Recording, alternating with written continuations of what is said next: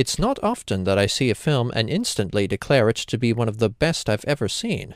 It happened with Frost Nixon, The Host, The Seventh Seal, and Chinatown, and now with Psycho, an exceptional horror suspense film directed by the great Alfred Hitchcock. In the role that made him famous, Anthony Perkins stars as Norman Bates, the mild-mannered manager of the Bates Motel who hides a dark secret about his mother.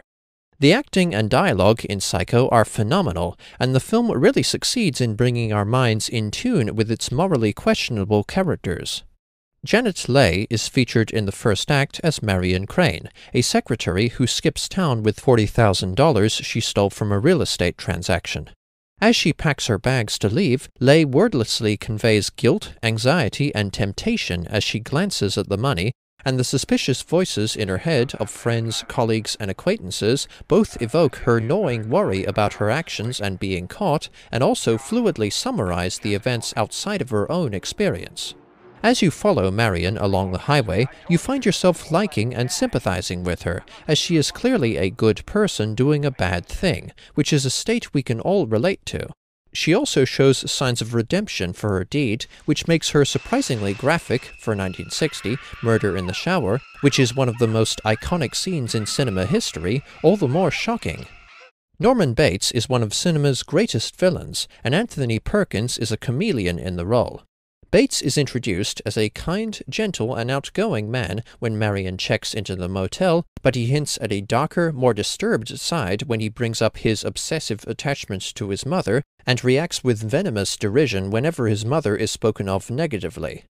Just as Marion's murder is a jolt to the core because Hitchcock has abruptly killed the apparent main character, it's unnerving to see such cold-eyed creepiness and deception emerge from such a polite, pleasant man.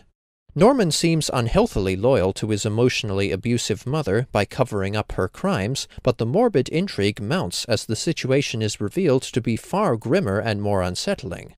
It's fascinating how the main character isn't Marion, or her sister Lila, Vera Miles, and boyfriend Sam, John Gavin, who go out looking for her, but Norman. Having the villain as the anti-hero main character is a feature you didn't see much of up to that point outside of classic monster movies like Dracula and Frankenstein. But Norman Bates is all too human, and this familiarity makes him more disturbing. Conversely, Bates is also portrayed as both villain and victim, given his mean, controlling mother, and this sympathy we have for him actually makes us connect with him in spite of ourselves. The film is expertly paced and carries immense, gripping tension throughout. This is an absolutely riveting film with several images and situations that are iconic and enduring on their own. The only part of Psycho that I wasn't too keen on was the scene of a psychologist explaining what's wrong with Norman. Though interesting and delivered with gusto and gravitas, it does remove some of Norman's creepiness by psychoanalyzing it away.